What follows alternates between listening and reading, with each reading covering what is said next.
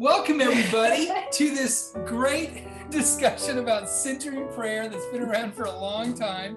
But let's look at why this is a really important exercise to figure out. Richard Rohr is a great Catholic thinker, theologian, and this quote we're going to break down a little bit.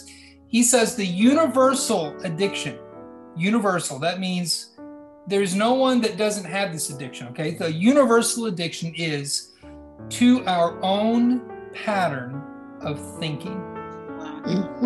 That is deep, okay? So we're all nodding in agreement. I can hear it and I can see all of us nodding our heads. So we all love the way that we think, okay? Yep. And which is invariably dualistic. And what does dualistic mean? This is a term I had to figure out when I first started reading this kind of stuff.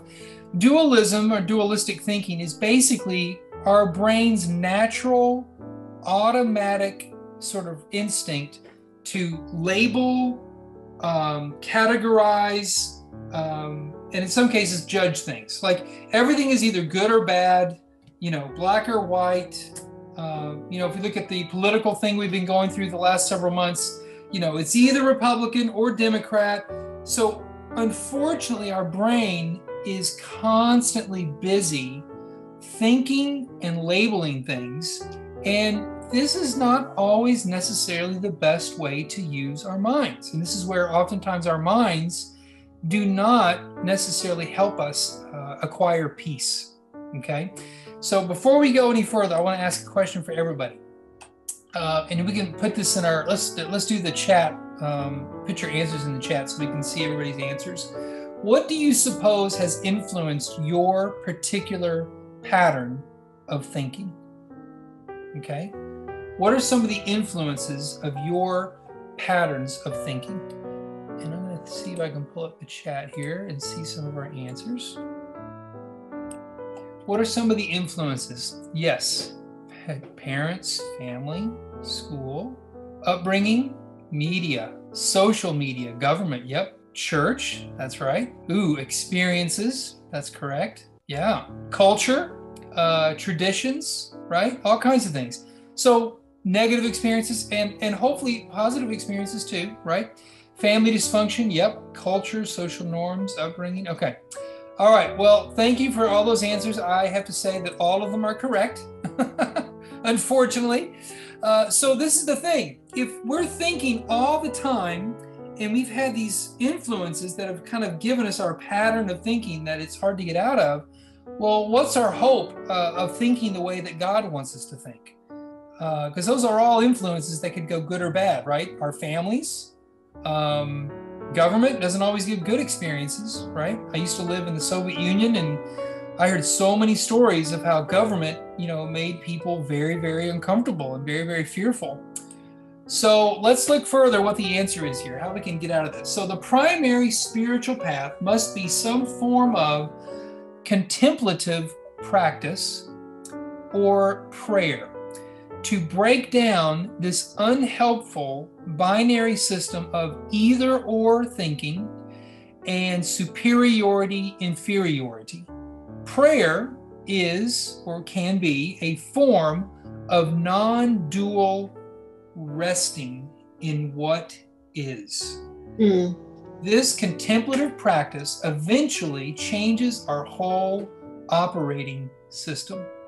Yep. So in other words, instead of just accepting how many things have influenced us to think in a certain way, really what centered prayer is about, it's learning how to actually practice not thinking, not labeling, not putting things into categories so quickly, and just being at peace or at rest with what is.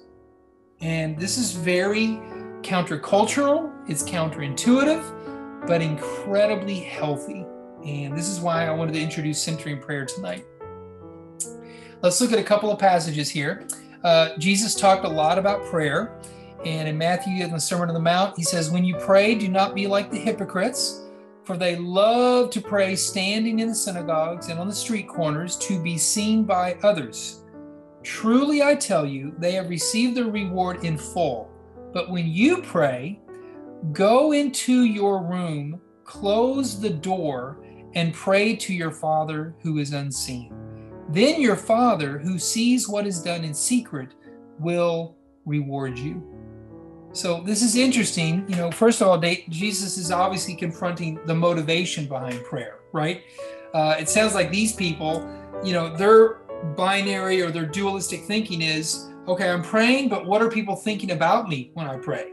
Am I good when people see me pray, right? Or will more people like me or respect me if they see me praying in the synagogue, right? All this very trapped, dualistic thinking.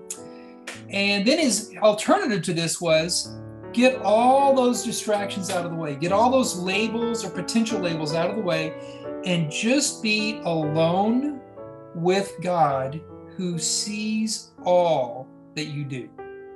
I love this. So Jesus is already going toward intimacy with God.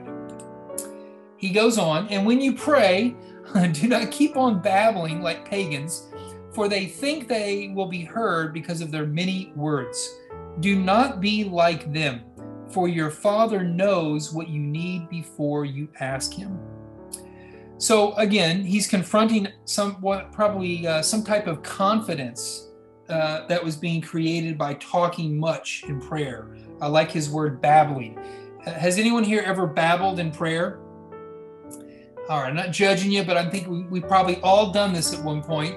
And I know I've had very many mixed motives as to why I talked a lot in my prayers. Usually I'm feeling guilty. So I think if I pray longer, or maybe if I pray a little louder, I do all these little tactics, but it's because my dualistic brain is just going crazy and it can't stop labeling myself or labeling something I did, or maybe labeling somebody that I'm mad at. It just goes on and on and on and on.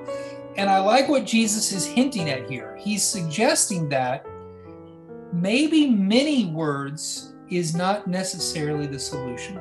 And the opposite of many words, I think, is less words.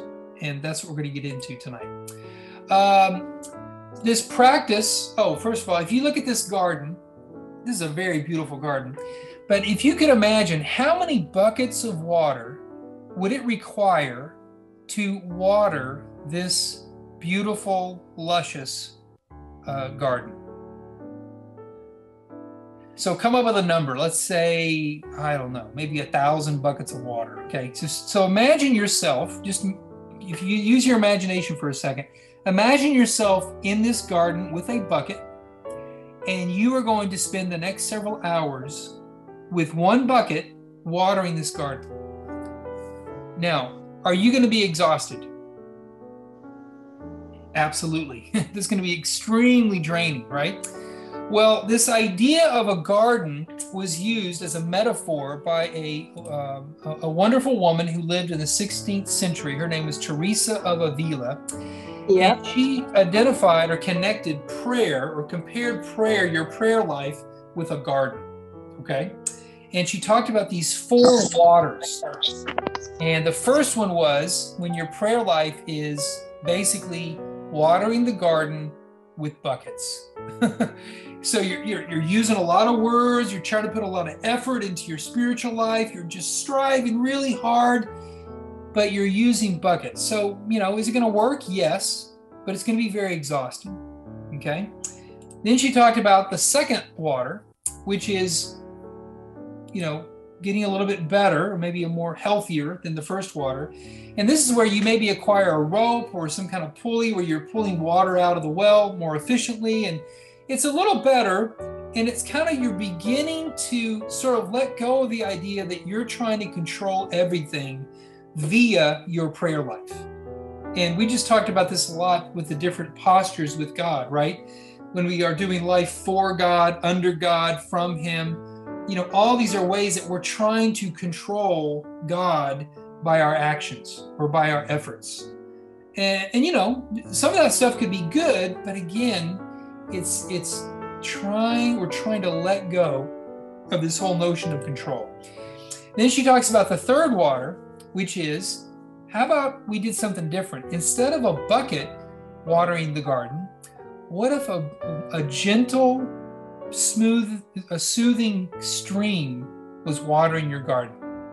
And so this is your prayer life when you're beginning to experiment more with just silence and being at rest and just being at peace in the presence of God and just trusting him with what is and enjoying being with him, being in union with him. Okay.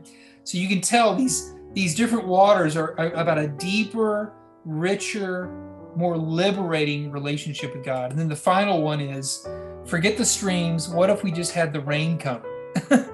And so now this is all God's ball game. It's complete surrender and union with God that saturates our lives, saturates our minds. And now we are more and more aware of God's love for us, through us, and for others around us. And really, in her metaphor, this is really what she's always striving to, is to get to that fourth water where we see that we are just mere instruments and God is doing all the work and we get to just participate in that work. And I just thought this is a beautiful metaphor to think about. It kind of reminded me of many of you have taken the forming class. You know, forming talks about your spiritual life. Are you rowing or sailing? And it doesn't mean that rowing is evil. It just means that, you know, you might be doing Christianity in a really difficult way and not really experiencing as much of God's power and God's ability in your life. And obviously, we want to discover sailing. Okay, so here is the centering prayer practice that we're going to experiment with tonight. It's 4 steps. Number 1, you choose a sacred word or a sacred breath as the symbol of your intention to consent to God's presence and action within. Okay, so this is about, and we'll talk about the sacred words in just a second, but it's basically kind of choosing to go into this position or this state of just being in the presence of God and really just listening, being present. So it's not about thinking and what are you going to pray about and where's your prayer list. It's none of that. It's just being still in the presence of God. And you sit comfortably with your eyes closed and you settle briefly and you silently introduce the sacred word as your consent to God's presence and action within. Okay, and I'll give you some examples in a minute of the sacred words. And then when you are engaged in these, you can do centering prayer for a minute, you can do it for an hour, you choose the time frame you want. But the idea is when you are engaged with your thoughts, you go back ever so gently to the sacred word. So that means I've been practicing this for a few weeks now. So I'm in this moment of silence, but as soon as I get distracted and go to a thought about what I got to do later today, or, oh gosh, I forgot to call that person. Whenever my mind goes back to my thinking process and I recall things, or if I feel a sensation in my body, as soon as that happens, I repeat very gently the sacred word, that it's inviting me back into just this open presence before God, just being still and being delighted and being seen and being witnessed by God, just being in his presence. Now, I'm going to confess, the first time I was doing this, I first did it in like 2-minute increments. And in those 2 minutes, I probably had to use my sacred word about 12 times because I could only go for a few seconds where something came up, a memory or some burden I got to take care of later. And I just went back I said my sacred word and went back to trying to just be present and not thinking about anything. Yep. And then step 4, at the end of the prayer period, remain in silence with your eyes closed for just a couple of minutes. So we're not going to quite do it that long tonight, but I just want to do kind of an experiment tonight. But before we go further, are there any questions about these 4 steps? And I'll stop sharing so I can see you guys, or I can see you here. Yes, Pat. Can you give us an example of what a sacred word might be? Pat Dade is ahead of me. I love this. Yes, that's my next slide. All right, we're going to get some word adoptions here. All right, let me go ahead and share that screen then, okay? Good thinking. Okay, so here's some sacred word examples, all right? Silence, stillness, faith, trust, holy, glory, God, Jesus, Abba, Father, Amen, love, listen, peace, mercy, let go.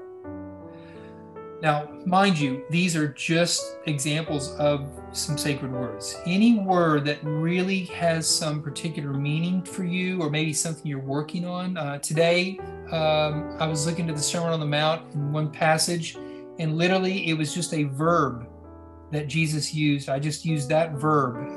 The verb was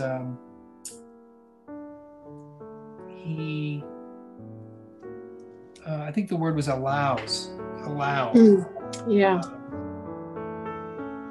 Yeah. He allows the rain to fall on the righteous and the unrighteous, right? So that word allows. So I just kept using that word allows, and then I had all kinds of great, just wonderful, just moments of just recognizing how God allows everything and anything. It was really interesting. So this is just, again, this is a very experiential way of praying. And I use the word experiential because it is about having an experience as opposed to what we're used to, which is we use words and we're trying to have like a conversation or a dialogue. This is actually just being present. So what I'd like us to do is, before we dive in, would you do me a favor? And in the chat section, just mention, if you could write in, what word would you like to use for the centering prayer practice tonight? What's your choice? And it might be a word that's not on this list, which is absolutely cool. Yeah, peace is one of my favorites. Okay.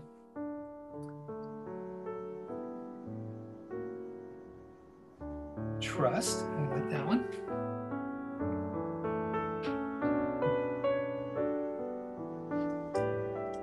Yeah, you could alternate maybe with different words. Surrender, yeah. Adoration, that's a beautiful one, yeah. So you kind of get the idea, right? These are words that just kind of get you in that spiritual place with your Father. Reverence, I love that one. Okay.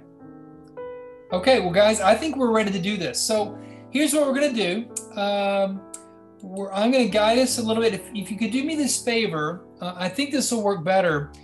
If you can close or turn off your camera and your audio so that you aren't busy getting distracted looking at the screen or thinking about people looking at you. I just want this to be a very sacred, intimate moment with you and God. Okay? And what we'll do is we'll take a few minutes here just to get started. I'm going to do our centering prayer time is going to be 2 minutes. So remember, within that 2 minutes, you might go back to your sacred word 2 times or 20, but there is absolutely no wrong or right way to do this. It's the intention of just trying to still the brain and just go back to that kind of sacred space of just being in God's presence. Okay? So let's take a few slow, deep breaths to get started and get comfortable in our chairs.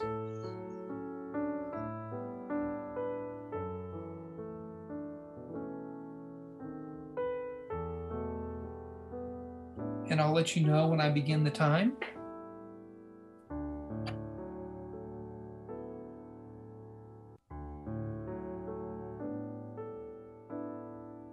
So right now, just say the word that you've chosen in your mind and repeat it a couple of times just to get very familiar with it and comfortable with it.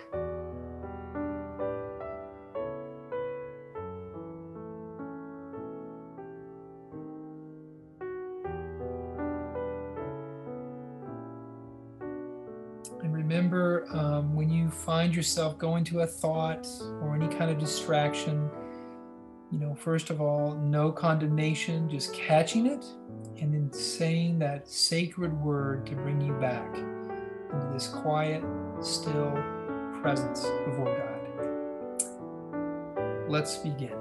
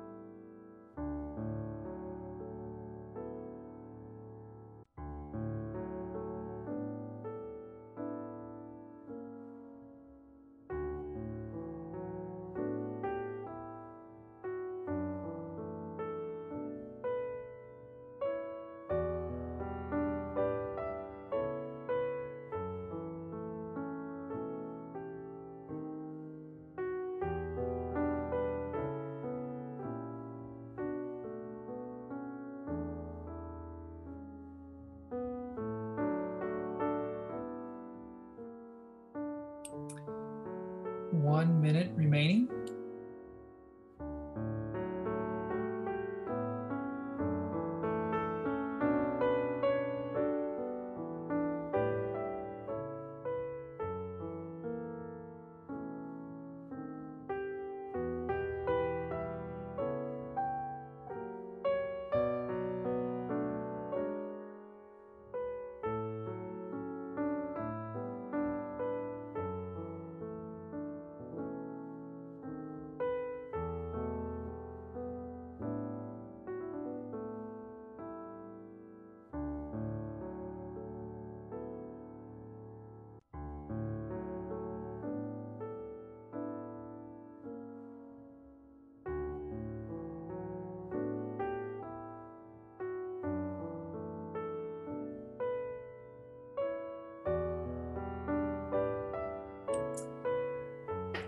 Okay, let's take about 2 deep breaths to begin to bring our centering prayer exercise to a close.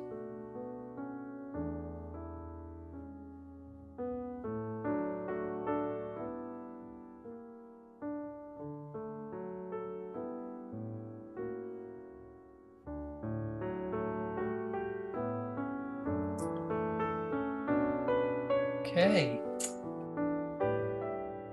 There is an app available. I know it's on iPhone. I assume it's available on probably any phone system, but it's called Centering Prayer, and it is such a cool app. And what it does is it actually allows you to sort of set up your centering prayer experience. So you can select, maybe a small prayer at the beginning that you can read.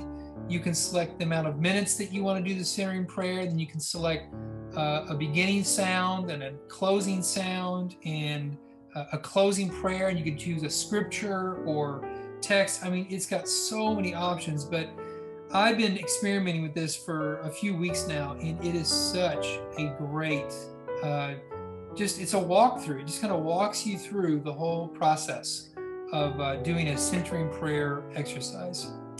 So I wanted to leave you guys with that, just in case you'd like to experiment some more and maybe integrate this into your walk with God. And thank you all so much for being a part of tonight. Thank you. Thank you. Awesome. Thank you, David. Absolutely, Mary. Thank you for being Excellent job. here.